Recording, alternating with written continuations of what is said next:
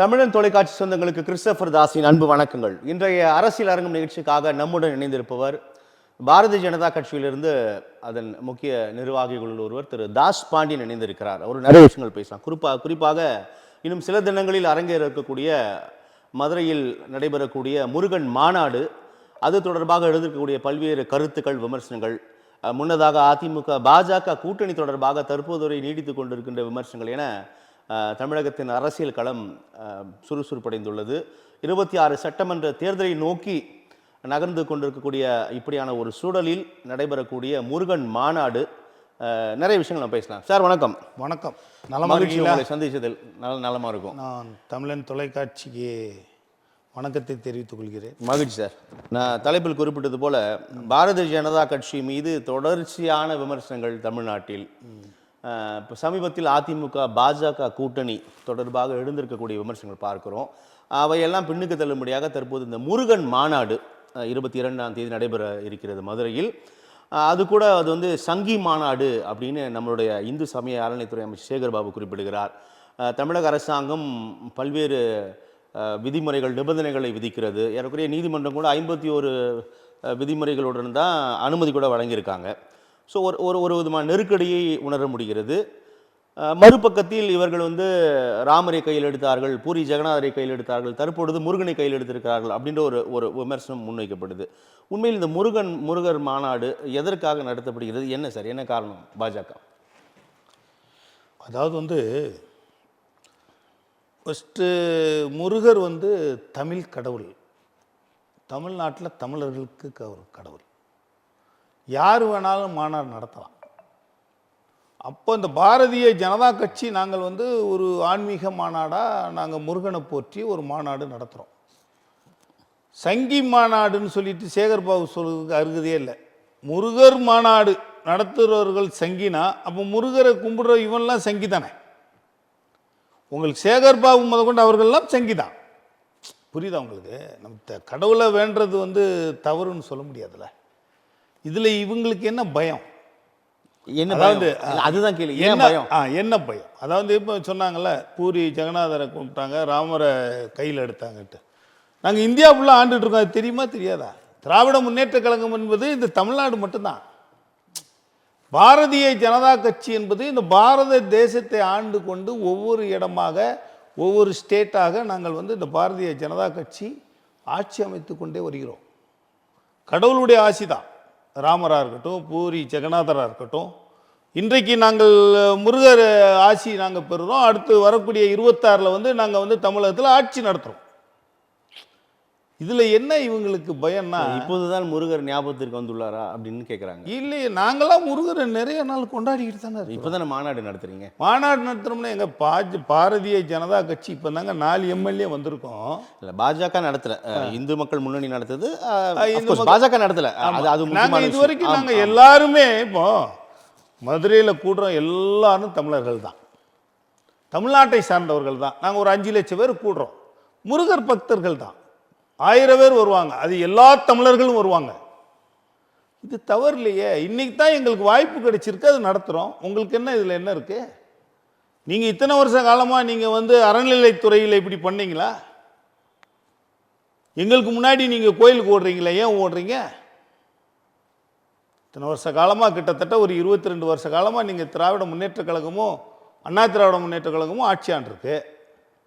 இந்த திராவிட முன்னேற்ற கழகம் இந்த மாதிரி அறநிலைத்துறையில் ஓட ஓட ஓட ஓட பாரதிய ஜனதா கட்சி விரட்டுறதில்ல உங்களை. நீங்கள் சாமியே இல்லைன்னு சொன்னவங்க தானே திராவிட கட்சிகள். ஆகையால் அவர்களுக்கு ஒரு பயம். அதாவது மதுரையில் நம்மளுடைய தமிழக முதலமைச்சர் அவர்கள் ஸ்டாலின் அவர்கள் பேசிட்டு வந்தது போல், எந்த சாவும் தமிழ்நாட்டில் நுழையக்கூடாதுனார்ல. நாங்கள் அமித்ஷா வச்சு, அவரை வச்சு தான் நாங்கள் ஒரு மீட்டிங் போட்டோம். எத்தனாயிரம் பேர் வந்தாங்க பார்த்தீங்களா? நுழைய முடியாத இடத்துல நுழையிறது தான் பாரதிய ஜனதா கட்சி.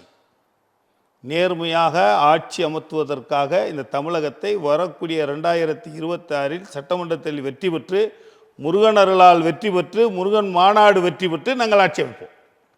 அதுதான் பயப்படும். ஸோ 26 சட்டமன்ற தேர்தலை முன்வைத்து தான் இந்த முருகர் மாநாடு அப்படின்றத ஒத்துக்கிறீங்களா? அப்படின்னா இல்லை, சட்டமன்றத்தை முன்வைத்து இல்லை சார். நாங்கள் முருகர் மாநாடு பக்தியாக ஒரு ஆன்மீகமாக நடத்துறோம் சார். அந்த கேள்விதான் அவரோட அருளால நாங்கள் ஆட்சி நடத்துவோம். அதற்காக தேர்தல் முன்னதாக வச்சிருக்கீங்க. அதற்காக இல்லை, அவரோட ஆட்சி. நம்ம ஒரு நல்லது நடக்கணும்னா அவன் கடவுளை கும்பிட்டு போவான். இப்போ ஒரு கிறிஸ்தவன் அவன் சர்ச்சுக்கு போவான், இஸ்லாமியர் மசூதிக்கு போவாங்க, ஒரு இந்துக்காரன் டெம்பிளுக்கு போவான்ல. அதை மாதிரி நாங்கள் என்ன பண்ணுறோம், எல்லாரும் சேர்ந்து தமிழ் கடவுளாக முருகரை வேண்டிக் கொண்டு நாங்கள் எங்களுடைய அரசியல் வாழ்க்கையை தொடங்குறோம். அப்படியே இப்போது நீங்கள் குறிப்பிட்டது மாதிரி கிறிஸ்தவர்கள் ஆலயத்திற்கு போகிறார்கள், இஸ்லாமியர்கள் மசூதிக்கு போகிறார்கள், தமிழ் கடவுளை ஏற்கனவே நமக்கு அறுபடை வீடு இருக்குது, எல்லாம் போயிட்டு வழிபட்டுட்டு தான் இருக்கும். எந்த மாற்று கருத்துமே இங்கே யாரும் தடுக்கப்படவும் இல்லை.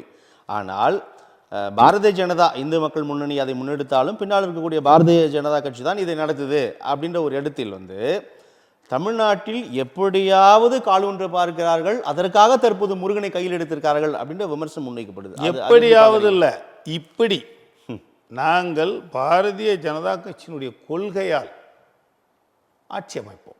அது தவறில்லை. எப்படியாவதெல்லாம் அமைக்க மாட்டோம். இப்படி மக்களுடைய ஆதரவை பெற்று நேர்மையாக உண்மையாக மக்களுக்கு என்ன செய்ய வேண்டுமோ அதை சொல்லி நாங்கள் ஆட்சி அமைப்போம். எப்படியாவது என்பது அது தவறான வாதம், தவறான பேச்சு. அது சங்கிகள் சொல்லக்கூடிய வார்த்தைகள் பாரதிய ஜனதா கட்சியை பார்த்து. ஓகேவா? இதற்கு மேலே என்ன இருக்குது? ஸோ முருகர் மாநாடு தமிழ் கடவுளுக்கு நாங்கள் மரியாதை செய்கிறோம், அதனால் முருகரை கையில் எடுத்திருக்கிறோம் அப்படின்னு சொல்றீங்க. முருகர் இல்லை, எல்லா இந்து தெய்வங்களையும் நாங்கள் கையில் அடக்கும், எல்லா இந்து தெய்வங்களையும் நாங்கள் கும்பிடுவோம், எல்லா இந்து தெய்வங்களையும் நாங்கள் கையில் எடுப்போம். சரி, ஆனால் தமிழ் கடவுளான முருகனுக்கு நாங்கள் மாநாடு நடத்துகிறோம், அது எங்களுக்கான உரிமை. அது புரிஞ்சுக்கிறோம் கண்டிப்பாக. ஆனால் ஏன் இவ்வளோ எதிர்ப்பு வருதுன்னு கேட்குறேன். அது நிறைய மாநிலங்களை ஒப்பிடுறாங்க. ஆங்காங்கே நடந்த சில சில சில அரசியல் பொருசலான சிறு சிறு பிரச்சனைகள், சிறு சிறு கலவரங்களை முன்வைக்கிறார்கள். அதுபோல் எங்கள் தமிழகத்தில் நடந்து விடுமோ அப்படின்ற ஒரு அச்சம் கருத்துக்களாக வெளிப்படுது. இது எப்படி நம்ம புரிஞ்சுக்கலாம்? எதுக்கு அச்சப்படுறாங்கன்னு எனக்கு ஒன்றுமே அதான் சொல்ல, மற்ற மாநிலங்களை ஒப்பிடுறாங்கன்ற.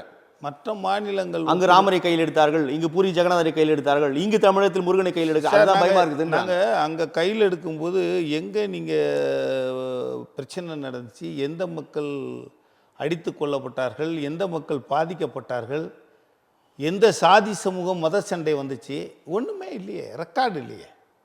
இவங்க என்னன்னா இந்த திராவிட கட்சிகள், இந்த திராவிட முன்னேற்ற கழகத்தை சார்ந்தவர்கள் பயப்படுறாங்க. நம்ம ஆட்சி போயிடுச்சுன்னா, பாரதிய ஜனதா கட்சி அனைத்து இந்த அண்ணா திராவிட முன்னேற்ற கழகத்தினுடைய கூட்டணி ஆட்சி அமைச்சிச்சுன்னா நம்ம பண்ணின தவறுகள் எல்லாம் வெளியே வந்துடும், நம்ம சம்பாரித்து வச்ச லட்சம் கோடிகள்லாம் வெளியே வரும், ஈடி வரும், போலீஸ் ஸ்டேஷன் போக வேண்டியது வரும், வந்துருச்சு ஈடி வந்துட்டு, ஜெயில் போக வேண்டியது, ஈடி வந்துட்டு இருக்கு. ஆமாம், ஆட்சி வருங்கும்போது உங்களுக்கு அதோட பவர் அதிகம் இல்லையா? நீங்கள் இப்போ ஆட்சியில் இருக்கும்போது ஒன்றும் பண்ண முடியாதுன்னு இருக்கீங்க. ஆனால் உங்கள் தவறை நீங்கள் மக்களை ஏமாற்றி சம்பாரித்த காசு, கொள்ளையடித்த காசு, கொள்ளையடித்த பணம்லாம் எங்கே சார்? நீங்கள் காசு கொடுக்கல, கல்விக்கு காசு கொடுக்கலன்னு சொல்லிட்டு நீங்கள் மத்திய அரசை குறை சாட்டுறீங்களே. கொடுக்கல தானே, வாங்கின பணத்தை பூரா என்ன பண்ணீங்க? இல்லை சார், கொடுக்கல தானே சார். வாங்கின மத்திய கல்வித்துறை அமைச்சர் தர்மேந்திர பிரதான் சொல்லுகிறார். சார், நீங்கள் வாங்கின பணத்தை என்ன சார் ஏற்றுக்கொள்ள வேண்டியால் அங்கே நிதி தரமாட்டோன்னு சொல்கிறாரு. நீங்கள் வாங்கின பணத்தை என்ன பண்ணீங்க? நீங்கள் வைக்கிறதுக்காக நாங்கள் பணம் கொடுக்குறோம், டேக்ஸு, மக்கள் டேக்ஸே திரும்ப கொடுக்குறோம். திரும்ப கொடுக்கும்போது நீங்கள் ஸ்கூலுக்கு பண்ணணும், மருத்துவத்துக்கு பண்ணணும், தண்ணிக்கு பண்ணணும், ஈபிக்கு பண்ணணும். இதெல்லாம் உங்கள் சேவை தானே. நாங்கள் பணத்தை திருப்பி கொடுக்குறோம். நீங்கள் போய் துபாயில் போய் உங்கள் அக்கௌண்ட்டில் போடுறதுக்காக நாங்கள் கொடுக்குறோம். நீங்கள் எத்தனை லட்சம் கோடி வச்சுருக்கீங்க? உங்கள் கம்பெனி எடுத்து பாருங்கள், சன் டிவியில் எடுத்து பாருங்கள். நீங்கள் இன்றைக்கி வச்சுருக்க ஒவ்வொரு கம்பெனியும் ஒவ்வொரு இடத்தையும் நீங்கள் லிஸ்ட்டு போட்டு வச்சுருக்கு, மத்திய அரசு வச்சுருக்கு. இல்லை வச்சுருக்கா, எல்லாம் இருக்குது. ஏன்னா எல்லா அமைப்புகளும் உங்ககிட்ட தான் இருக்குது. இல்லை இல்லை, எல்லா அமைப்பு போகிற போக்கில் பேசக்கூடாதுல்ல. அமைப்புகள் இருந்தாலும் உங்களை தப்பு பண்ணுகள் இருக்குது சார். நீங்கள் இவ்வளோ குற்றச்சாட்டு வைக்கிறீங்க இல்லையா? அந்த குற்றச்சாட்டை உறுதிப்படுத்த வேண்டியதும், ஒருவேளை உறுதிப்படுத்தப்பட்டால் அதை தண்டனைக்குள்ளாக்க வேண்டியதும் உங்க அமைப்பு தானே. நீங்க தானே ஆட்சியில் இருக்கிறீங்க சார். நீங்க தேர்தல் பரப்புரையில் மிரட்டுவதற்காக இதை முன்வைக்கிறீர்கள். பொலிட்டிக்கல் அமைப்பு இல்லை, உங்களையே நாங்கள் மிரட்டுறோம். நீங்க தப்பு பண்ணீங்கன்னா உள்ள போறீங்க. உள்ள போலையே.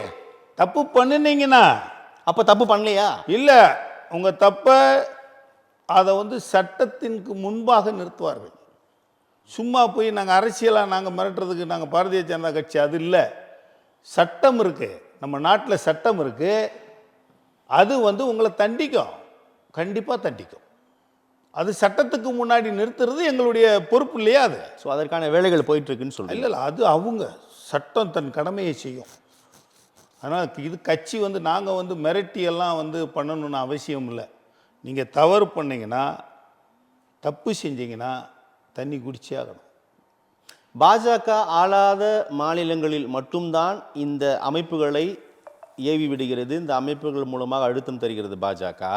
அதே பாஜக ஆளும் மாநிலங்களில் எல்லாமே புனிதர்களா, அங்கே இடி செல்வதில்லை, அங்கே சிபிஐ செல்வதில்லைன்ற ஒரு வாதம் முன்வைக்கப்படுது. இதை எப்படி பார்க்குறீங்க சார்? நாங்கள் பாஜக இப்போ தான் சார் ஆட்சி ஆள்றோம். 3வது முறையாக இருக்கீங்க சார்? இல்லை 3வது முறை ஆட்சி ஆள்றோம். நீங்கள் இதுக்கு முன்னாடி கருணாநிதி காலத்திலேருந்து 20 வருஷமாக 22 வருஷமாக 25 வருஷமாக ஆட்சி ஆண்டுருக்கீங்க. இன்றைக்கி உங்களுடைய சொத்துக்களையும் நீங்கள் எடுத்து முன்வைங்க, எங்களுடைய பாரத பிரதமருடைய சொத்துக்களையும் எடுத்து முன்வைப்போம். யார் இந்த தேசத்தில் இந்த தேசத்துக்காக வாழ்கிறாங்க, இந்த தேசத்தில் 200 அந்த அந்த வீடை பங்கு பிரித்தா 200 ஸ்கொயர் ஃபீட்டு தான் பாரத பிரதமருக்கு வரும். சரி சார், சட்டத்துக்கு உட்பட்டு எவ்வளோ நாள் சம்பாதிக்கலாமே? நான் எனக்கு சட்டம் கொடுத்துருக்கேன், நான் சட்டத்துக்கு உட்பட்டு வரி செலுத்தி எவ்வளோ நாள் சம்பாதிக்கலாமே சார்? அப்படி இல்லை, நீங்கள் சம்பாதிக்கிறதுக்காக அது நான் சார். தவறாக இங்கே பாருங்க, பிரதமர் பதவியை மட்டும்தான் அவர் செய்கிறாரு. இந்த தேசத்திற்கும் இந்த மக்களுக்கும் நான் வேலைக்காரன், அவ்வளோதான். சம்பாதிக்கிறதுக்கு நான் வரல. நான் ஒரு ஆள் இந்த தேசத்தை காப்பாற்றணும், இந்த நாட்டை காப்பாற்றணும், இந்த நாட்டில் தீவிரவாதம் இருக்கக்கூடாது, இந்த நாடு வந்து முன்னேறணும், நாட்டு மக்களுக்காக என்ன பண்ணணும், என்ன பணியை செய்யணும்னு செஞ்சிட்ருக்காரு. கிட்டத்தட்ட 13 ஆண்டுகள் வந்து குஜராத்தை ஆண்டார். கிட்டத்தட்ட 15 வருஷமாக இந்த பாரத தேசம் ஆண்டுகிட்டு இருக்காரு. 11 ஆண்டுகள் முடிஞ்சிருக்கு. முடிஞ்சு. நீங்கள் எங்கேயாச்சும் ஒரு ஒரு ஒரு ஒரு கிரவுண்டில் எங்கேயாச்சும் ஒரு 5000 square feet, 4000 square feet, 2000 square ஃபீட்டில் ஒரு வீடு வாங்கியிருக்காரு, ஒரு லஞ்சத்தை வாங்கியிருக்காருன்னு சொல்லுங்கள், நீங்கள் பார்க்கலாம். எங்களுடைய பாரத பிரதமரை பார்த்து, இதே திராவிட கட்சிகளை பார்த்து நாங்கள் சொல்லுவோம், திமுக கருணாநிதி குடும்பத்தை பார்த்து நாங்கள் சொல்லுவோம், எத்தனை லட்சம் கோடி வச்சிருக்காங்க, அவங்க வீடை பாருங்க, அவங்க தங்கக்கூடிய இடத்த பாருங்க, அவங்க வச்சிருக்க தொழிலை பாருங்க. நீங்க எப்படி ஒரு சாதாரண ஆளு கிட்டத்தட்ட ஒரு 10 லட்சம் கோடிக்கு நீங்க வந்து சொந்தக்காரர் இன்னைக்கு. சட்டத்துக்கு உட்பட்டு சார், அதான் சொன்னேன், சட்டத்துக்கு உட்பட்டு நான் வருமான வரி செலுத்தி சார். நீங்க சட்டத்துக்கு அப்படி ஒருவேளை நான் வந்து வரி ஏய்ப்பு செய்கிறேன், சட்ட விரோதமாக சம்பாதிக்கிறேன்னா அது நடவடிக்கை எடுக்க வேண்டிய பொறுப்பு கடமை உங்ககிட்ட இருக்கு. நீங்க கதை சொல்லிட்டே இருக்கீங்களே. கக்கனு காமராஜர் சம்பாதிக்கலையே, கக்கனும் காமராஜரும் வைக்கலையே. அதெல்லாம் சொல்லிட்டேன், சட்டத்துக்கு உட்பட்டு சம்பாதிக்கலாமே சார். சம்பாதிக்க கூடாது இருக்குதா? சட்டத்துக்கு உட்பட்டுன்னு அதுக்குன்னு ஒரு அளவுகோல் இருக்கு. அந்த அளவுகோலை தாண்டாங்கன்னா இப்ப தண்டனைக்கு உள்ளாக்கப்படணுமே சார். அதுக்கு வருவாங்க, தண்டனைக்கு உட்படுவாங்க, வருவாங்க. அதுக்குண்டான காலங்கள் வருது, கண்டிப்பாக தண்டனைக்கு உட்படுவார்கள். உங்க உள்துறை அமைச்சர் அமித்ஷா மதுரையில் பொதுக்கூட்டத்துக்கு வருகிறார், உங்களுடைய செயற்குழு கூட்டத்திற்கு வருகிறார். அந்த ஆலோசனை கூட்டத்தில் கூட திமுகவை கடுமையாக சாடுகிறார்.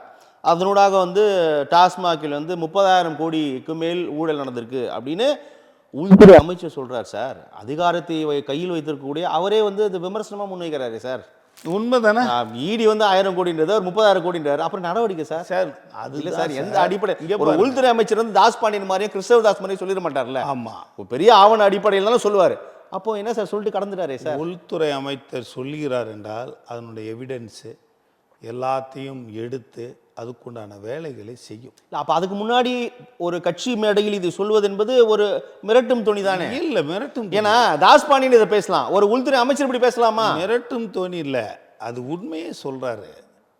இது நடந்திருந்தா இத்தனை 1000 கோடி ஊழல் நடந்திருக்கலாம், இந்த மாதிரி ஊழல் நடந்திருந்தால் சட்டப்படி நடவடிக்கை எடுக்கப்படும் தான் சொல்றாரு. நீங்கள் ஒரு மாதத்துக்கு 10 ரூபா வாங்கினா எவ்வளோ? 1000 கோடி. அதே மாதிரி 30 மாதத்துக்கு 10 ரூபா வாங்கினா எவ்வளோ? 30,000 கோடி. இப்படி நடந்திருந்தால் இத்தனை மாதத்துக்கு இத்தனை வருஷத்துக்கு இத்தனை கோடி நீங்கள் வந்து ஊழல் நடந்திருக்கு, இது நடந்திருந்தால் சட்டப்படி நடவடிக்கை எடுக்கப்படும் தான் சொல்கிறார். அதில் என்ன தவறு இருக்குது? சொல்லலாமே. இன்றைக்கி திமுககாரன் மேடையாக பேசுகிறான், அதெல்லாம் ஒன்றுமே கேட்க மாட்டேங்கிங்க. நாங்கள் அப்படி பண்ணிட்டோம் இப்படி பண்ணிட்டோம். சோறை போடுறது ஒரு பிரச்சனையா சார்? காமராஜர் வந்து இந்த நம்மளுடைய தமிழகத்தில் எத்தனையோ பாடசாலை, எத்தனையோ அணைகள், எத்தனையோ ஏழைகளுடைய கண்களை திறந்திருக்காரு, பசியை ஆக்கியிருக்காரு. அவர் கோடிக்கணக்கில் பெரிய பெரிய நிறுவனங்களும் பெரிய பெரிய இதெல்லாம் வைக்கலையே. முதலமைச்சர் என்பது நம்ம நாட்டுக்கும் நம்ம தேசத்துக்கும் நம்ம நாட்டு மக்களுக்கும் நல்லது செய்கிறதுக்கு தான் நாங்கள் தேர்ந்தெடுக்கிறோம். நீங்கள் கொள்ளையடித்து வச்சுக்கிட்டு, நீங்கள் மேக்கப் போட்டுக்கிட்டு, நீங்கள் கிளாஸ் போட்டுட்டு சுற்றுறதுக்கு இல்லை இந்த தேசம். ஓகேவா? அதெல்லாம் தவறு. நீங்கள் கொள்ளையடிக்கிறத கண்டிப்பாக இந்த தேசம் கண்டிக்கும். அது தொடர்ச்சியாக நீங்கள் சொல்லிட்டே இருக்கிறீங்க, கொள்ளடிக்கிறீங்க, சட்டத்திற்கு விரோதமாக சம்பாதிக்கிறீங்க, லட்சம் கோடி சம்பாதிக்கிறீங்க அப்படின்னு பரப்புரை போய் கொண்டே இருக்கிறது. மக்கள் என்ன பார்க்குறாங்கன்னா, நான் முதல்கிட்ட அதே கேள்வி தான், சட்டத்திற்கு உட்பட்டு சம்பாதிக்கலாம், அப்படி சட்ட விதிமுறைகள் சம்பாதிக்கிறாங்கன்னா நீங்கள் நடவடிக்கை எடுக்காமல் நீங்கள் இப்படியே கதையே பேசிட்டு இருக்கிறீங்க அப்படின்றது மக்களோட கருத்தாக இருக்குது சார். ஆனால் அதுக்கும் நீங்கள் சொன்னீங்க கண்காணிக்கப்பட்டு கொண்டிருக்கிறார்கள், விரைவில் நடவடிக்கை பாயும் சொல்கிறீங்க. 100%. 5 ஆண்டு ஆட்சி முடிய போதே சார். ஆமாம் சார். சட்டமன்ற தேர்தலை முன்வைத்து தான் சார் எல்லாமே பொங்குகிறார்கள். நீங்கள் உங்களுக்கு ஒன்றும் சொல்லிக் கொடுக்க வேண்டிய அவசியமே இல்லை. உங்களுக்கு தெரியும் கருணாநிதி எப்படி ஊழல் பண்ணார் அப்படின்னா, விஞ்ஞான ரீதியாக ஊழல் பண்ணுவார் அப்படின்னு சொல்லுவாங்க. அந்த மாதிரி தான் இது வரைக்கும் ஊழல் நடந்திருக்கு. அதெல்லாம் பாரதிய ஜனதா கட்சியில் ஆட்சி ஆளும்போது ஒவ்வொருத்தரையும் ஒவ்வொரு தேசத்திலையும் நம்மளுடைய ஒவ்வொரு மாநிலத்திலையும் கண்காணிக்கப்பட்டிருக்கிறது. அது கண்டிப்பாக அதற்குரிய தண்டனையை அவர்கள் ஊழல் செஞ்சால் தமிழ்நாட்டில் எப்படியாவது கால் பதிக்க வேண்டும் அப்படின்றது பகிரத பிரயத்தனம் மேற்கொண்டு வருகிறது பாரதிய ஜனதா கட்சி. அதற்காக என்ன வேணாலும் செய்வோம் அப்படின்ற ஒரு அஜெண்டாவோடு தான் இறங்கி இருக்கிறார்கள் அப்படின்னு சொல்கிறாங்க. உண்மைதானே சார் அது? சார், நான் அதான் முன்னாடியே உங்களுக்கு சொன்னேன். அதாவது நாங்கள் என்ன செய்ய போகிறோன்னு சொல்லுவோம், ஒரு வேலை வாய்ப்பு கொடுப்போம்.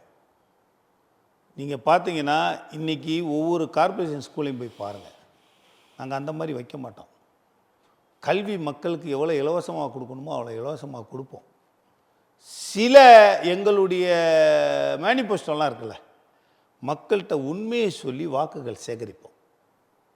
மக்கள் எங்களை ஏற்றுக்கிட்டா நாங்கள் ஆட்சி அமைப்போம். தமிழக மக்கள் ஏற்றுக்கிறாங்களா சார்? அவங்கள 100% ஏற்றுப்பாங்க. 100% ஏற்றுப்பாங்க. ஏற்றுக்கலை சார். நாடாளுமன்றத்தில் அதில் நீங்கள் ஒரு தொகுதியோடு வெற்றி பெறலை சார். ஏடிஎம்கே ஒரு தொகுதியும் வெற்றி பெறலையா? ஏற்றுக்கலையா ஏடிஎம்கேவை? ஏற்றுக்கலன்னு தான் புரிஞ்சுக்கணும். அப்புறம் ஏடிஎம்கே ஆட்சிக்கு வராதா? ஏன் கலைஞர்லாம் தோத்த காலங்கள் வரலாறு தெரியாதா? ஒரு ஆள் இருந்த காலங்கள்லாம் உங்களுக்கு வரலாறு தெரியுமே. மீண்டும் மீண்டும் வர்றாங்கல்ல. மக்களுடைய நிலை அது இல்லை. உங்களை கண்காணிச்சிட்டே இருப்பாங்க மக்கள். யார் நல்லவன், யார் கெட்டவன், யார் ஆட்சியாளர் எல்லாம் கண்காணிச்சிட்டே இருப்பாங்க. இப்போ தான் கொஞ்சம் மக்கள் விழிப்புணர்வு வந்திருக்கு. இன்ஸ்டாகிராமு, ஃபேஸ்புக்கு, நம்ம இவ்வளோ பெரிய ஆண்ட்ராய்டு செல்லெல்லாம் கையில் வந்ததுக்கப்புறம் தான் இப்போ தான் விழிப்புணர்வே வந்திருக்கு. இதுக்கு முன்னாடி ஏமாற்றிட்டு இருந்தாங்க திராவிட கட்சிகள், இனிமேல் ஏமாற்ற முடியாது. ஆகையால் மக்களை எங்களை ஆதரிப்பாங்க கண்டிப்பாக. இப்போ புதுசாக வந்திருக்க எங்களுடைய தலைவர் நயினார் நாகேந்திரன் அவர்களுடைய தலைமையில் நாங்கள் சீர்கொண்டு வேலை பார்த்து கொண்டிருக்கிறோம். எங்களுடைய அமித்ஷானுடைய வழிகள்லையும் எங்களுடைய பாரத பிரதமர் நரேந்திர மோடி அவர்களுடைய ஆசீர்வாதத்திலையும் நாங்கள் தமிழகத்தில் ஆட்சி அமைப்போம். அதிமுக பாஜக கூட்டணி அப்படின்னு பார்க்கும்போது, அதிமுக அந்த பாஜக கூட்டணி நயினார் டீம் ஏற்றுக்குச்சு, ஆனால் அண்ணாமலை டீம் ஏற்றுக்கலன்னு சொல்கிறாங்க. அது உண்மைதானா? அந்த விமர்சனம் அப்படி தான் பார்க்குறீங்களா சார்? அதாவது அண்ணாமலை அவர்கள் ஒரு ஒரு அந்த தலைவருடைய ஒரு இதை உங்களுக்கு நான் சொல்ல வேண்டிய அவசியமே இல்லை. அவர் ஒரு சோனல் வேறு, நயினார் நாகேந்திரன் அவர்களுடைய சோனல் வேறு. ஏன் இதை நான் கேள்வி முன்வைக்கிறேன்னா, நயினார் அவர்கள் அதிமுக தலைமையில் ஆட்சி அமையும், தேசிய முற்போக்கு கூட்டணி தலைமையில் ஆட்சி அமையும், அதிமுக பாஜக கூட்டணி குறிப்பிட்றாரு. ஆனால் அண்ணாமலை மீண்டும் மீண்டும் தெளிவாக பாஜக கூட்டணி அமையும், பாஜக ஆட்சி அமையும் அப்படின்னு தெளிவாக சொல்கிறாரு. அப்போது ஒரு தலைமை ஒரு கருத்தை முன்வைக்கிறது, அண்ணாமலை தொடர்ந்து அதிமுக மீது அல்லது அதிமுகவோடு சேர அது ஒரு இணக்கம் காட்ட மறுத்தே வருகிறார் இந்த நொடி வரை. அதனால் கேட்குறேன். இல்லை, உங்களுக்கு ட்ரெயின் சென்ட்ரல்லேருந்து கிளம்புது, 2 தண்டவாளம் நேராக போகும்போது அடுத்த ஸ்டேஷன் மதுரை போய் தான் சேருது. வெவ்வேறு பாதையில் போகல. புரியுதா உங்களுக்கு? 2ம் தனித்தனியாக இருந்தாலும் சேரும் இடம் ஒன்று தான். அந்த சேரும் இடம் என்பது திமுக அகற்ற வேண்டும் என்ற அதுதான். அதுலதான் இந்த இணக்கம் வந்து சரியா இருக்கான்னு கேக்குறேன். நீங்க இணக்கம் அதிமுக பாஜக கூட்டணி கீழே தொண்டர்களிடையே ஒரு சரியான ஒரு ஒரு ஒரு இணைப்பு இல்லை என்ற இடத்தில் அண்ணாமலை இப்படியான கருத்துக்களை பதிவு செய்து கொண்டே வருகிறாரு. அது மேலும் மேலும் ஒரு பிளவை ஏற்படுத்தாதான்னு சொல்றாங்க. பிளவு ஏற்படுத்தும் சொல்றாங்க. ஏற்படுத்துவதற்கு சான்ஸே இல்லை. எங்களுக்கு எல்லாருக்கும் இலக்கு வந்து திராவிட முன்னேற்ற கழகத்தை அகற்றுவது. நாங்கள் எந்த ஜோனில் எப்படி பேசினாலும் கடைசி நேரத்தில் தலைமை எங்களுக்கு வந்து மேலிடம் என்ன உத்தரவிடுகிறதோ அதுதான். இல்லை, மேலிடம் என்ன உத்தரவிட்டு இருக்கிறாங்க? மேலிடம் வந்து அதிமுக கூட்டணி, என்ன அதிமுக தலைமையில் தானே கூட்டணின்னு சொல்லியிருக்காங்க. அதாவது இனி வந்து உங்களுக்கு கூட்டணியை சேர்த்து அதெல்லாம் ஒரு அறிக்கையெல்லாம் வெளியிடுவாங்க. நாங்கள் அதிமுக கூப்பிட்டு பேசுகிறோம், பாமகவை கூப்பிட்டு பேசுகிறோம், விஜயகாந்த் கட்சியை எல்லாம் கூப்பிட்டு பேசிட்டு தான் இருக்கிறோம். நாங்கள் இவர் கூட கூட்டணி நாங்கள் இன்னைக்குலேருந்து ஜாயின் பண்ணுறோம் அப்படிங்கும்போது ஒவ்வொரு இடத்துலையும் அந்த பேச்சுவார்த்தை முன்னெடுக்கப்படும்ல, அது மேலிடம் தான். இல்லை சார், அது தொகுதி பங்கீடு நான் புரிஞ்சுக்கிறேன். நீங்கள் தொகுதி பாஜக கூட்டணி உறுதி ஆகலையா இன்னும்? அப்படின்னா இல்லை, நாங்கள் உறுதி தானே சார், கூட்டணியை கூப்பிட்ருக்கோம் சார். இனி உறுதியாக 2 பேருமே பேட்டி கொடுக்கலையே. அப்போ உறுதி இல்லையா? இல்லை 2 பேருமே பேட்டி கொடுக்கணும்ல, உங்களுக்கு தலைவர்கள் பேட்டி கொடுக்கணும்ல. இப்போ நாங்கள் அதிமுக கூட சேர்ந்து அமித்ஷா அறிவித்து விட்டாரே சார். யாரு? அமித்ஷா இபிஎஸ் முன்னாடியே அறிவித்து விட்டாரு. அறிவித்து விட்டார்னா நாங்கள் ஒன்று சேர்ந்து பயணிச்சிட்டு இருக்கிறோம் சார். ஒரு இடத்துல உட்காந்து ஏடிஎம்கே பாமக இத்தனை கட்சிகள் இத்தனை கூட்டணிகள் பாமக இன்னும் வரலையே, ஒன்று செயல்படுவோன்னு சொல்லணும்ல. ஒரு தலைமை முடிவு பண்ணணும்ல. தலைமை முடிவு பண்ணிச்சுன்னா நாங்கள் செயல்படுவோம். ஆமாம், தலைமை என்ன சொல்லுதோ அதான். எங்களுக்கு ஏடிஎம்கே கூட கூட்டணி அது வந்து எந்த கருத்துமே இல்லை, வெவ்வேறு எந்த கருத்துமே இல்லை. நீங்கள் சொல்லுவது பார்க்கும்பொழுது அதிமுகவுடன் கூட்டணியே ஒரு சந்தேகமாக இருக்குது. நீங்கள் இல்லை நீங்கள் பாமக தேமுதிகலாம் இன்னும் வரல சார். அதாவது அனைத்து கூட்டணி கட்சியோட ஒரு செய்தியாளர் சந்திப்பு இவங்கெல்லாம் சேர்ந்துருக்காங்க, தொகுதி பங்கீட்டுலாம் புரிஞ்சுக்கிறோம். இப்போ பேஸா அதிமுக பிஜேபி அலைன்ஸ் இருக்குதா இல்லையா? நீங்கள் சொல்கிறது அதுவே சந்தேகமாக இருக்கே. இல்லை சார், அதாவது நாங்கள் வந்து எங்களுடைய கூட்டணி அதிமுக கூட்டணி பிஜேபி கூட்டணி பேசிக்கிட்டு இருக்கிறோம். இன்னும் பேசிட்டு தான் இருக்கு, முடியலையா? இணக்கமாக இருக்குது எங்களுக்குள்ள. இல்லை, இன்னும் முடியலை, இணக்கமாக இருக்குது எங்களுக்குள்ள, இணக்கமாக இருக்குது. நாங்கள் இதை வந்து மேலிடம் வந்து அதுக்கப்புறம் இன்னும் 10 மாத காலங்கள் இருக்குது. மேலிடம் நீ குறிப்பிட்டது அமித்ஷா சார். அமித்ஷா அறிவிச்சாரே சார். அமித்ஷா மோடிஜி அறிவிக்கணும்ல. அவங்க என்ன அறிவிக்கிறாங்களோ அது பின்னாடி நாங்கள் போவோம். ஸோ அது வரைக்கும் இப்படி தான் பேசுவோம். என்ன அறிவிக்கிறாங்களோ அதுக்கு பின்னாடி நாங்கள் போவோம். ஆமாம், அவங்க முடிவு எடுக்கிறதான். கீழே எங்கள் தலைவர்களோ கீழே நாங்களோ தொண்டர்களோ இதெல்லாம் முடிவு எடுக்கிறதில்ல. ஓகேவா?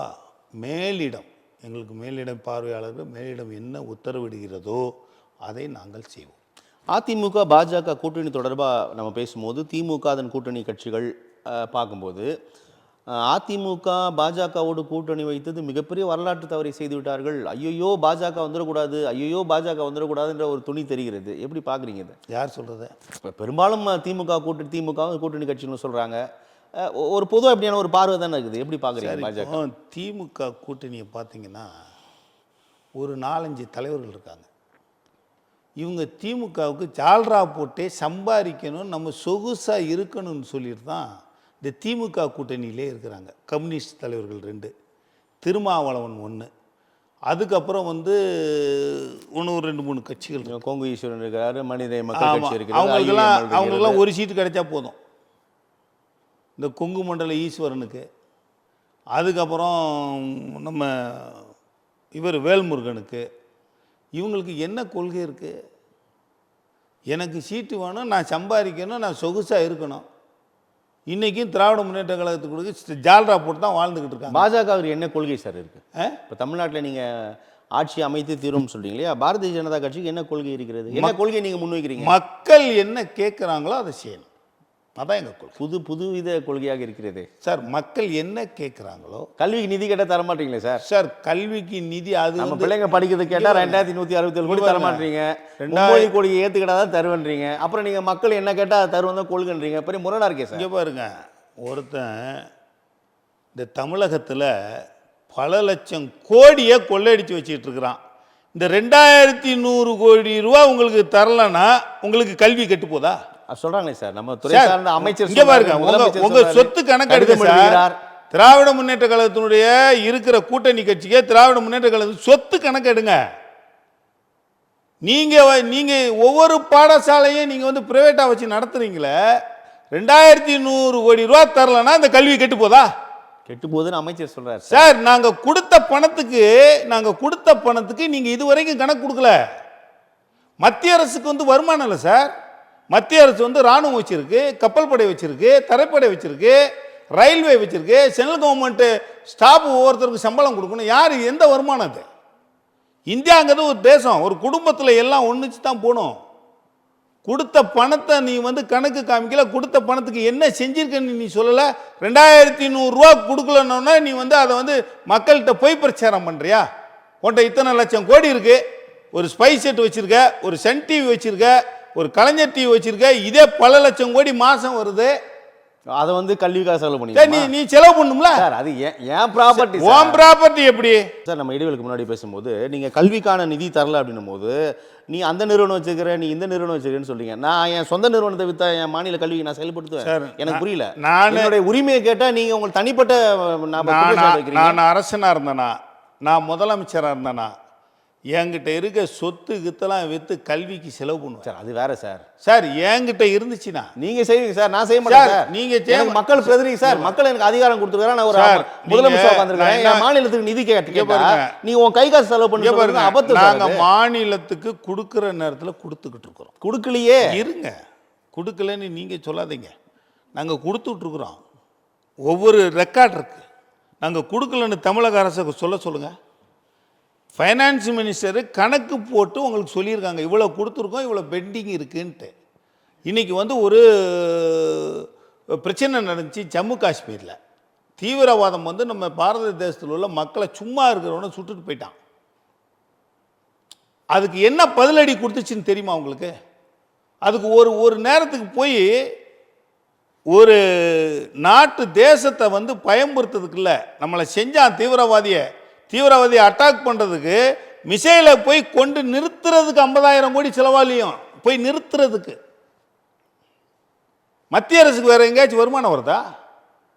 மாநில அரசு கொடுக்கறத தான் நம்ம செலவு பண்ண முடியும். மத்திய அரசு கொடுக்க வேண்டிய நேரத்தில் தமிழக அரசுக்கு கொடுக்கும், இல்லைன்னு சொல்லலையே. இந்த தடவை தான் நம்மளுடைய முதலமைச்சர், தமிழகத்தினுடைய முதலமைச்சர் நிதி ஆயோக் போயிருக்காரு. ஏன் 4 வருஷம் போல? நிதி கொடுக்கலன்னு தெரியுதுல, 3 வருஷம் டிவியில் கத்த தெரியுதுல. நீ போய் நிதி ஆயோக் போயிட்டு ஏன் பிரதமர்கிட்ட கேட்க முடியல? இந்த வருஷம் மட்டும் ஏன் போனீங்க? இப்போ தானே கேட்டிருக்கீங்க. ஏன் போனீங்கன்னு சொல்றீங்களா சார்? எதுக்காக போலன்ற கேள்வி கரெக்ட். இப்போ ஏன் போனீங்கன்னு? ஆமா, இவ்வளோ இந்த 4 வருஷமா போல, இந்த வருஷம் ஏன் ஃபைனல் இயரா போறீங்க? முதலமைச்சரோட உரிமை சார் அது. சார் நீங்க போய் மக்கள் உரிமை பங்கேற்கிறது என்னுடைய பொறுப்பு, கடமை. நீங்க 4 வருஷமா போலனா துறை சார்ந்த நிதி அமைச்சர் அனுப்புவேன். நீங்க அதுக்கும் சார் நீங்க வழங்காததற்கும் இதெல்லாம் முதலமைச்சர் இந்த 4 வருஷம் ஏன் சார் போல? சார் நீங்க போனாதான் உங்க மக்களுடைய கஷ்டம் தெரியும். பாரத பிரதமர்கிட்ட சொல்ல தெரியும், சொல்ல முடியும். அங்கிருந்து எங்களுக்கு வேணும்னு கேட்க முடியும். இந்த வருடம் போய்விட்டார். இப்பதானே போயிருக்கீங்க. பிரதமரும் இந்த பக்கத்துல நம்ம முதலமைச்சர், அந்த பக்கத்துல ஆந்திர முதலமைச்சர் நிக்க வச்சு நட்பு பாராட்டுகிறார். பேசுனீங்கல்ல, சந்தோஷமா பேசுனீங்கல்ல. இப்ப நீங்க கேட்டிருக்கீங்களா, சொல்லியிருக்கீங்களா, மத்திய அரசுக்கு நிதி கொடுக்கக்கூடிய காலத்துல கொடுப்பாங்க. இப்பதானே போய் கேட்டிருக்கீங்க. கண்டிப்பா பிரதமரிடம் சென்று முறையிட வேண்டும் சார். கண்டிப்பா முறையிட வேண்டும். அவர் என்ன பிரதமர், நாட்டு பிரதமர், அவர்கிட்ட சொன்னாதான் தெரியும். நீங்கள் வந்து இந்த மாதிரி பிரச்சனை அவங்களுக்கும் இருக்குல்ல. அவங்க நாட்டை ஒரு குடும்பத்தை நடத்தக்கூடிய ஒரு குடும்பத் தலைவனுக்கு எப்படி இருக்க பொறுப்பு? இந்த நாட்டில் 140 கோடி மக்களை நடத்துறதுக்கு இந்த பாரத பிரதமருக்கு அவர் தான் சார் நடத்தணும், வழி நடத்தணும். ஆகையால் நீங்கள் வந்து பாரதிய ஜனதா கட்சியினுடைய ஆட்சியில் இன்றைக்கு இருக்கக்கூடிய பாரத பிரதமரை குறை சொல்லாதீங்க.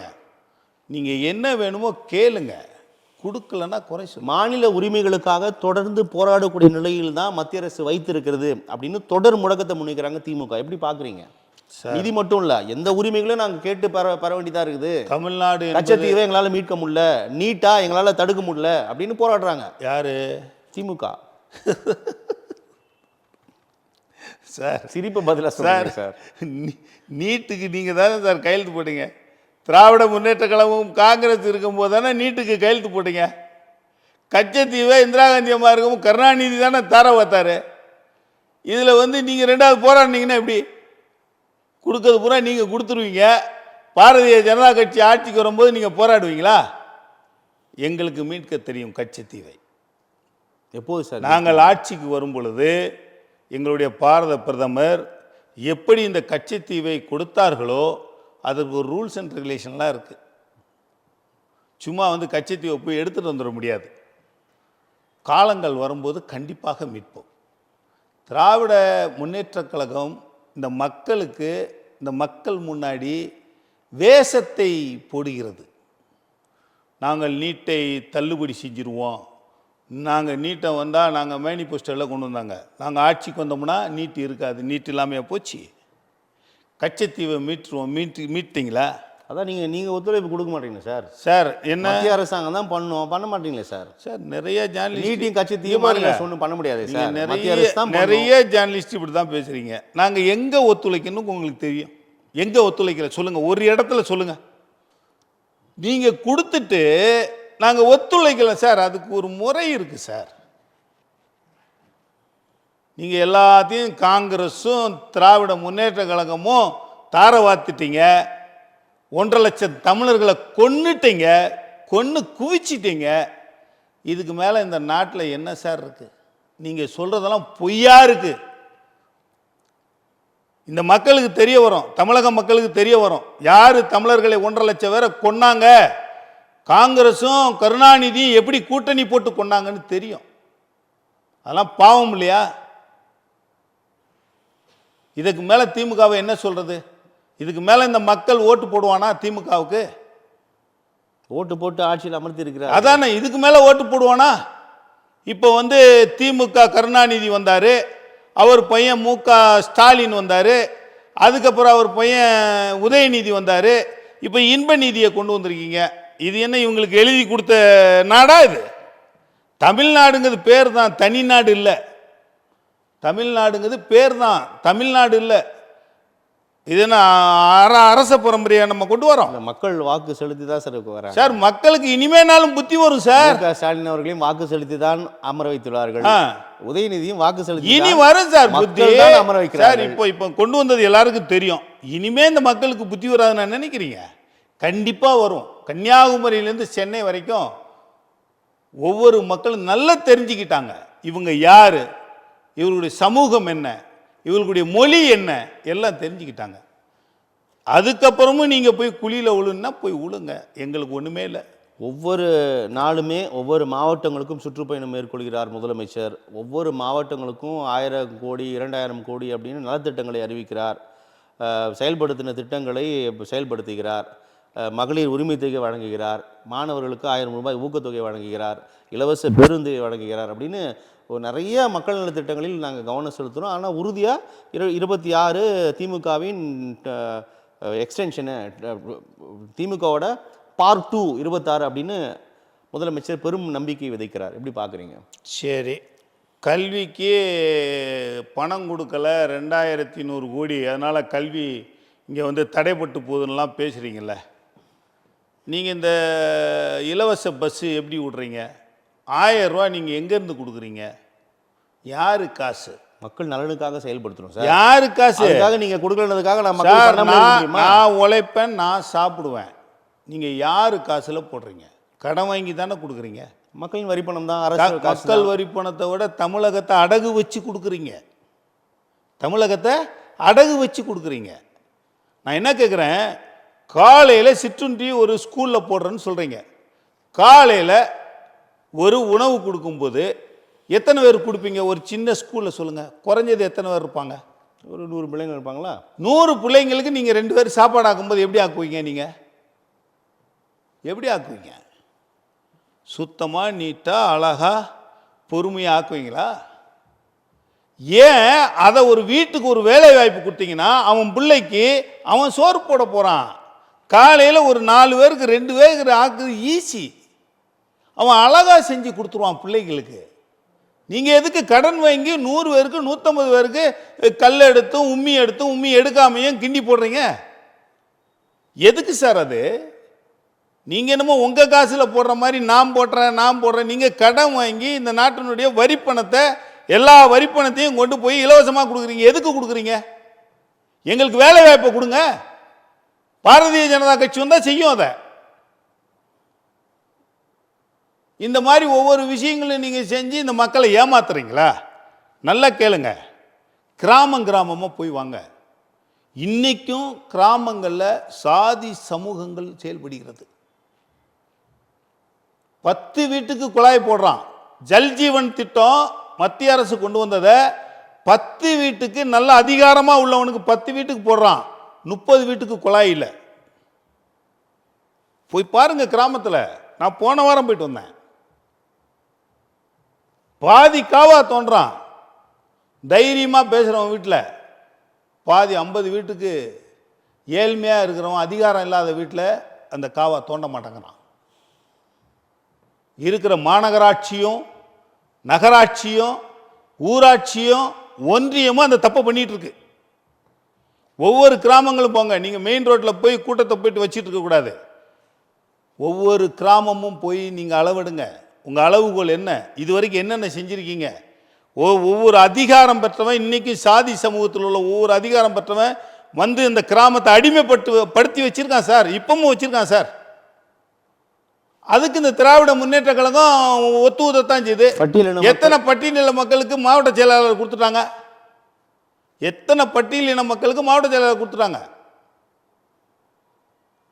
ஆகையால் இந்த திராவிட முன்னேற்ற கழகத்தை இதோடு தமிழகத்தை விட்டு அகற்ற வேண்டும் என்று இந்த பாரதிய ஜனதா கட்சி கண்டிப்பாக வேலை செய்யும். வரக்கூடிய தேர்தலில் பாரதிய ஜனதா கட்சி வெற்றி பெறுவதற்காக மக்களிடம் ஒவ்வொரு இடம் சென்று நாங்கள் இதை செய்கிறோம், நல்லதை செய்கிறோம், இதை செய்வோம் என்று உறுதி கூறி வாக்குகளை பெறுவோம். இப்போது திமுக கூட்டணி, நீங்கள் கூட்டணி சொல்வதனால நான் கேட்குறேன், திமுக கூட்டணி பலம் பொருந்திய கூட்டணியாக இருக்குது, இவங்க தான் இருக்காங்க 21லேருந்து இருக்கிறாங்க அப்படின்னு திமுக வந்து ஒரு ஃப்ரேமாக சொல்லுது. ஆனால் அதிமுக பாஜக கூட்டணி இன்னமும் அவர்கள் வருவார்கள், இவர்கள் வருவார்கள், அவர்கள் இணைவார்கள் அப்படின்னு சொல்லிகிட்டே தான் இருக்குது. இன்னும் ஒரு ஒரு ஒரு இறுதி முடிவு நோக்கி போகலையா? இன்னும் ஒரு கூட்டணி ஃபிக்ஸ் ஆகாத ஒரு 3 மாத காலங்கள் ஆகும் எல்லாத்தையும் கரெக்ட் பண்ணுறதுக்கு. கூட்டணி அவரவர்களுக்கு எது வேணும், அவரவர்கள் கோரிக்கை கேட்பாங்கல்ல, ஒரு 3 மாத காலங்கள், ஒரு 3-4 மாத காலங்களாகும். ராஜ்யசபா சீட் கிடைக்காததுனால தேமுதிக ஒரு ஃப்ளக்சுவேஷன்ஸில் இருக்குது. அதிமுக கூட்டணியில் போகலாமா, திமுக கூட்டணியில் போகலாமா ஒரு குழப்பத்தில் இருப்பதாக சொல்கிறாங்க. பாமகவும் ஏறக்குறைய அந்த ஒரு அன்புமணி ராமதாஸ் திமுகவை சாடுகிறார். இருப்பினும் கூட்டணி நோக்கி நகராத நிலை தான் இருக்குது. அது எல்லாமே சரியாயிருன்றீங்களா? விஜயகாந்த் வந்து ஒரு நல்ல மனிதர், மனிதநேயம் உள்ளவர். அதே மாதிரி அந்த கட்சியினுடைய தலைமைக்கு வந்து பாரத பிரதமர் மோடி அவர்களை பற்றி நன்றாக தெரியும். கண்டிப்பாக பாரதிய ஜனதா கூட்டணியில் கண்டிப்பாக இருப்பார்கள். பாஜக கூட்டணியில் வருவார், அதிமுக கூட்டணி வரமாட்டாரா? பாஜக இருக்கும்போது அதிமுக கூட்டணி எல்லாம் ஒன்று தானே. போத்திக்கிட்டு படுத்தானே, படுத்துக்கிட்டு போத்திட்டானே. அதை புரிஞ்சுதான் இருக்காங்களான்னு கேட்குறேன். அறிந்திருப்பார்கள். ஆமாம், அதில் வந்து எந்த சந்தேகமும் இல்லை. எந்தெந்த கட்சிலாம் அதிமுக நோக்கி வரும்னு நினைக்கிறீங்க? பாஜக கூட்டணியில் சேர்ந்ததுனால் எந்த கூட்டணிலாம் வரும்னு நினைக்கிறீங்க? நீங்கள் கடந்த அதிமுக பாஜக 21 சட்டமன்ற தேர்தலின் போது இருந்த கட்சிகள் எல்லாமே வரும்னு நினைக்கிறீங்களா, நம்புறீங்களா? கண்டிப்பாக வரும் சார். பாரதிய ஜனதாவும் பாரதிய ஜனதா கட்சியும் அனைத்து இந்த அண்ணா திராவிட முன்னேற்ற கழகமும் ஒரு பெரிய கட்சி. அதற்கப்புறம் வந்து உங்களுக்கு வந்து சில பாட்டாளி மக்கள் கட்சிகள், விஜயகாந்த் போன்றவர்கள், ஜி.கே. வாசன் போன்றவர்கள், ஜான் பாண்டியன் போன்றவர்கள், மக்கள் முன்னேற்ற கழகம், புரட்சி கிருஷ்ணசாமி போன்றவர்கள், கிருஷ்ணசாமி, அது இதை மாதிரி சில கம்யூனிஸ்டுகள் கூட வருவதற்கு வாய்ப்புகள் இருக்கிறது. ஸோ அது இன்னும் சில மாதங்களில் சில முடிவு எட்டப்படும் சொல்கிறீங்க. இந்த கூட்டணி தொடர்பாக பார்க்கும் பொழுது 2 கட்சிகள் வெளியில் இருக்கிறது. ஒருவர் ரொம்ப காலமாக தனித்தே போட்டிட்டு வருகிறார், நாம் தமிழர் கட்சி. மற்றொருவர் தமிழக வெற்றி கழகம். இவர்கள் இணைந்தால் நல்லது, சேர்ந்தால் நல்லது அப்படின்ற ஒரு விமர்சனம் தொடர்ந்து முன்வைக்குது. ஆனால் நாம் தமிழர் தெளிவாக இருக்குது. தாவேகாவும் இந்த கூட்டணிக்குள் சேருமா சேராதா அப்படின்ற ஒரு குழப்பமே இருக்குது. எப்படி பார்க்குறீங்க? அதாவது வந்து தாவேகாவினுடைய குறிக்கோள் இந்த சட்டமன்ற தேர்தல் இல்லை என்று நான் நினைக்கிறேன். இது என்னுடைய ஒரு இது. உங்களுக்கு வந்து சீமானை போன்றவர்கள் தனித்து நின்னாலும் எப்படி நின்னாலும் ஒன்று தான். அதை பற்றி சில விமர்சனங்கள் வரப்போ அவசியம் இல்லை. நினைத்தால் பாரதிய ஜனதா கட்சி கூட இணையலாம், அனைத்து இந்த அண்ணா திராவிட முன்னேற்ற கழகத்தினுடைய கூட இணையலாம். யார்? சீமானவர்கள். பட் விஜய் கட்சியை பொறுத்தளவில் அந்த அந்த நடவடிக்கை அல்லது அந்த நகர்வு வந்து நல்லதுன்னு சொல்றீங்க நாம் தமிழர் கட்சிக்கு? அவர்களுக்கு எங்கள் கூட வந்தால் 100% நல்லது தானே. மத்திய அரசில் நாங்கள் ஆட்சி அமைக்கிறோம், வரக்கூடிய 26 தேர்தலில் ஆட்சி அமைக்கிறோம். எங்கள் கூட கூட்டணி சேர்றதில் என்ன தவறு இருக்குது? அவங்களுக்கு என்ன இழப்பு வந்துட போகுது? நல்லது தான். சீமான் எங்கள் கட்சிக்கு வர்றது சீமான் கட்சிக்கு நல்லது தான். அது ஒன்று சார். ஒரு கட்சிக்கு நீங்கள் ஓட்டு போடுற ஒரு தலைவனை பார்த்து ஒரு தொண்டை வந்து ஓட்டு போடுற கட்சிக்கு ஓட்டு போட்டு தான் சார் தீருவான். என்னை பொறுத்தளவில் நம்ம தமிழக வெற்றி கழகம் இருக்குல்ல, விஜய் கட்சி, அவர் வெளியில் இருந்து கூட ஆதரவு கொடுக்கலாம்ல. பாஜக அப்படி எதிர்பார்க்கிறீர்களா? வெளியில் இருந்து கூட ஆதரவு கொடுக்கலாம்ல. எங்களுக்கு இலக்கு வந்து 2026 அல்ல அப்படின்னு சொல்லிட்டு வெளியில இருந்து கூட ஆதரவு கொடுக்கலாம். என்னுடைய கணிப்பு அவ்வளோதான். ஸோ அதற்கான வாய்ப்புகள் இருக்கத்தான் இருக்கத்தான். நீங்கள் 26 சட்டமன்ற தேர்தல் ரொம்ப டஃப் ஃபைட்டாக இருக்கும்னு ஃபீல் பண்ணுறீங்களா? 26 அதான் இந்த வரக்கூடிய சட்டமன்ற தேர்தல் வந்து ரொம்ப டஃப் ஃபைட்டாக இருக்கும். இல்லை சார், நாங்கள் வந்துடுவோம் சார். எப்படி இந்த அண்ணா திராவிட எப்படி அவ்வளோ நம்பிக்கையில் இருக்கீங்க? பாஜக வந்து கண்டிப்பாக ஆட்சி அமைச்சிரும். ஏன்னா மக்கள் வெறுத்து போய் இருக்கிறாங்க. திராவிட முன்னேற்ற கழகத்தினுடைய ஆட்சியும் ஊழலும், ஒவ்வொரு கனிம வளங்களை திருடுறதும், மணல் திருடுறது, கோரிகளை உடைக்கிறது, அவன் வந்து திராவிட முன்னேற்ற கழகத்துக்காரன் கரவேஷ்டியை கட்டிட்டு கிராமத்துலேயும் யூனியன்லேயும் பிரச்சனை பண்ணுறது, சண்டை போடுறது, பாவப்பட்ட மக்களுக்கு எதுவுமே போய் சேரலை. எல்லாம் ஊழல் ஊழல் ஊழல் ஊழல். அதிகார போர்வையில் அவனை பெரிய பெரிய ஐஏஎஸ் ஆஃபீஸர்லாம் திராவிட முன்னேற்ற கழகத்தோட மினிஸ்டர் ஆத்தாமான்னு கூட பேசுகிறானுங்க. அந்த மாதிரி அராஜகம் கூடி போய், ஊழல் கூடி போய் பெரிய இதில் இருக்கிறாங்க, அகந்தையில் இருக்கிறாங்க. அதனால் இந்த மக்களுக்கு தெரியும், திராவிட முன்னேற்ற கழகத்தை அகற்றணும், ஒரு புதிதாக ஒரு ஆட்சி வரணும். கூட்டணியில் அண்ணா திராவிட முன்னேற்ற கழகத்தோட பாஜக கூட்டணி சேர்ந்து ஆட்சிக்கு வரணும் மக்கள் விருப்பப்படுறாங்க. சட்டம் ஒழுங்கு தொடர்பாக நாள்தோறும் எதிர்க்கட்சிகள் வைக்கின்ற குற்றச்சாட்டு, அதை ஆளும் தரப்பு எல்லா ஆட்சி காலத்திலுமே இப்படியான குற்ற சம்பவங்கள் நடக்கும் தானே, இது வந்து வேணுமென்றே திமுகவை மிகைப்படுத்தி சொல்கிறார்கள் அப்படின்னு பதில் சொல்கிறாங்க. எப்படி பார்க்குறீங்க? எல்லா ஆட்சி காலத்திலையும் நடக்குன்னு சொல்கிறது தவறு சார். சட்டம் ஒழுங்கை வந்து கரெக்ட் பண்ணி மக்களை காப்பாற்றுறது தான் ஒரு அரசனுடைய வேலை. எல்லா ஆட்சி காலத்திலும் நடக்கும்னு சொன்னால் அது என்ன பேச்சு? அது தவறான வாதம். நமக்கு வந்து சட்டம் ஒழுங்கு வந்து திமுகவில் வந்து அதிகமாக நடக்குது. அவங்க கட்சிக்காரங்களே பண்ணுறாங்க, அதை திமுக கண்டுக்கிறது இல்லை. அதைத்தான் அனைத்து இந்த அண்ணா திராவிட முன்னேற்ற கழகமும் ஜெயா டிவியும் ஜெயா ப்ளஸும் சொல்லிக்கிட்டே இருக்கானுங்களே. உங்கள் டிவியில் பார்த்தீங்களா, இந்த கொலை நடக்குது, அடி நடக்குது, கிழவங்கிழவியை கொண்டு விட்டாங்க, இன்னும் கண்டுபிடிக்கலன்னா. இது எப்போ பார்த்தாலும் தமிழகத்தில் கொலை கொள்ளை கொலை கொள்ளை. தவறு செய்தால் நடவடிக்கை எடுக்கிறாங்க. அண்ணா பல்கலைக்கழக விவகாரம் இருக்கட்டும், நேற்று கூட ஏடிஜிபி ஜெயராமன் நீதிமன்ற வளாகத்தில் கைது செய்யப்படுறார். ஒரு சிறுவன் கடத்தல் தொடர்பாக தமிழக அரசு உடனே காவல்துறை வந்து அவரை பணியிட நீக்கம் செய்கிறது. ஜெயராமன் என்ன தப்பு பண்ணார் சார்? தவறுதலாக ஒரு காரை வந்து யாரோ கொண்டு போயிட்டாங்க, எதுக்கோ ஏற்றிட்டு போயிட்டாங்க. அவங்களும் தாய் தகப்பனும் அதை ஒத்துக்கிட்டாங்க, பேசிட்டாங்க. இதை வந்து கொண்டு போய் சாதி ரீதியாக இதை கொண்டு போயிட்டாங்களோ என்னமோ என்று நான் நினைக்கிறேன்.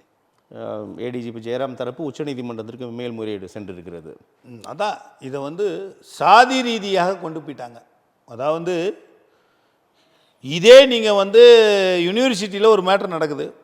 ஞானசேகரன் என்ற ஒருத்தன் வந்து நம்ம ஒரு பெண்ணை கற்பழிச்சிட்டான். அதுக்கு தண்டனையும் அதுக்குண்டான சட்ட நடவடிக்கை செஞ்சிட்டாங்க. அதில் சாரி யாருன்னு சொல்லிட்டு இது வரைக்கும் ஒரு கேள்வி கேட்டுட்ருக்காங்க. அதை கண்டுபிடிக்கல, அதுக்குண்டான நடவடிக்கை எடுக்கலையே. இதே டிஜிபி ஜெயராமன் சாரை மாதிரி அதே அந்த சாரி யாருன்னு பார்த்துட்டு அவனையும் சட்டையை கழட்டலாம்ல, அவனுடைய பதவியை தூக்கலாம்ல, அவனுக்கு தண்டனை பெற்றுக் கொடுக்கலாம்ல. ஒரு காரு கொண்டு போனதுக்கு ஒரு சட்டம் வந்து தன்னுடைய கடமையை செய்துனா, ஒரு இந்த தேசத்தில் நம்மளுடைய பெண்களை காக்கக்கூடிய இடத்துல ஒரு பெண்ணை கற்பழித்து அவனை தண்டிக்கக்கூடிய நேரத்தில் அந்த சாரி யாருன்னு இது வரைக்கும் எல்லா கட்சிகளும் கேள்வி கேட்டுட்ருக்கு. அதை வந்து இந்த தமிழக அரசு நீதியாக கொண்டு வந்து நிறுத்தலையே. அப்புறம் என்ன ஆட்சி நடக்குது? நாம் தமிழர் கட்சியோட சீமான் கள் இறக்கும் போராட்டத்தை அரங்கேற்றிருக்கிறார். அதாவது இங்கே தமிழகத்தில் இருக்கக்கூடிய கட்சிகள், உங்கள் கட்சி உட்பட எல்லாமே மது ஒழிப்பில் வந்து ரொம்ப மது ஒழிக்கப்பட வேண்டும், டாஸ்மாக் கடைகள் மூடப்பட வேண்டும் சொல்லக்கூடிய கட்சிகள் கூட அடுத்த ஒரு ஆப்ஷனலாக ஒரு முழக்கத்தை முன்வைக்கலாம். ஆனால் அவர் முன்வைத்தது மட்டுமல்லாமல் கள் இறக்கும் போராட்டத்தையும் நடத்திவிட்டார். தொடர்ந்து அரசுக்கு கோரிக்கை வைக்கிறார். எப்படி பார்க்குறீங்க அந்த நிகழ்வை? சார், சீமான் இப்போ தான் சார் பண்ணிக்கிட்டு இருக்காரு. அண்ணாமலை எப்போமோ கல் இறக்கணும், கல்லுக்கு போராட்டம் பண்ணி ஆர்ப்பாட்டம் பண்ணி கல்லை கொண்டு வாயான்னு சொல்லிட்டாரு. அதுக்கு முன்னாடி எத்தனையோ கட்சிகள் கல் இறக்கும் போராட்டத்தை சீமான் கொண்டு வந்ததெல்லாம் ஒரு கேள்வியாக வச்சா இதெல்லாம் தவறு. சீமான் இன்னைக்கு கொண்டு வருவார், அதை வந்து நடைபெற்றதுனால நான் சொல்கிறேன், அதை ஒரு பொருளாக வந்து நம்ம எடுத்துக்கிடவே கூடாது. நத்திங். அது வந்து நான் ஏற்றுக்க மாட்டேன். இதுக்கு முன்னாடி எத்தனையோ தலைவர்கள்லாம் அந்த கல் அந்த கோரிக்கைகள் சொல்கிறேன், அந்த கோரிக்கைகள் ஆமாம், அந்த அந்த அந்த கல்லிறக்கும் கோரிக்கையை நான் சொல்கிறேன், எல்லாமே முன்வைக்கிறாங்க. ஆனால் தமிழக அரசாங்கம் வந்து ஏற்றுக்கொள்ளவில்லை. எப்படி பார்க்குறீங்க? நல்லது தானே சார். ஆனால் தமிழக அரசு அது கொண்டு வராது சார். உங்களுக்கு கல்லுக்கடை திறப்பதற்கும் உங்களுக்கு வருமானத்திற்கும் சாராய கடை திறந்து வருமானத்துக்கு வித்தியாசம் இருக்குது சார். இன்றைக்கி கிட்டத்தட்ட 50,000 கோடி வருஷத்துக்கு எத்தனையோ கோடிகள் சம்பாதிக்கிறாங்க. கல்லுக்கடையெல்லாம் தமிழக அரசு அந்த கோரிக்கையை ஏற்று நடவடிக்கை எடுக்காது. இது உடலுக்கு நல்லது, அது உடலுக்கு தீங்கானதுன்னு சொல்கிறாங்களே. அது சொல்லுவாங்க சார். உடலுக்கு நல்லதுன்னா குடிக்காதீங்க. இல்லை, கல் உடலுக்கு நல்லது, அதான் சார். நாட்டு மதுபானங்கள் உடலுக்கு தீங்கானதுன்னு சொல்கிறாங்க. அந்த அடிப்படையில் இயற்கை பானமான நீங்கள் கல் வச்சா சாராய கடை மூட மாநிலங்களில் அனுமதி இருக்கே சார். கல் நல்லது தான், கல் இறக்கலாம். கல் இறக்குது தவறுன்னு சொல்லி தான் நிறைய வர உள்ளே பிடிச்சி போட்டாங்க இந்த சாராய கடையை திறக்கிறதுக்காக. இந்த சாராய கல்லுக்கடை திறந்தா சாராய கடை மூடப்படுமா?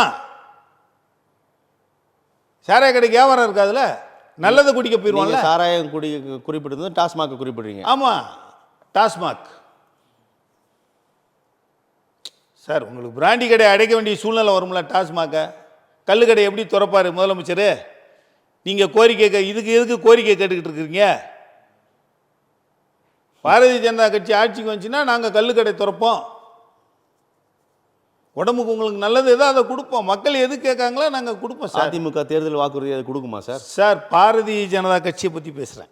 தமிழ்நாட்டில் நீங்கள் வந்து அதிமுக பற்றி நீங்கள் அவங்ககிட்ட தான் கேட்கணும். தமிழ்நாட்டை சொல்கிறேன், தமிழ்நாட்டில் தான் பாரதிய ஜனதா கட்சி ஆட்சி ஜனதா கட்சி நீங்கள் சொல்லணும்னா அது அதிமுக தான் சார். நான் முன்னாடி என்ன சொன்னேன், மக்கள் என்ன கேட்குறாங்களோ நல்லதை பாரதிய ஜனதா கட்சி செய்யும். ஆட்சி அமைத்தினால் கல்லுக்கடை மக்களுக்கு நல்லதா, அதை நாங்கள் திறப்போம். புரியுதா உங்களுக்கு?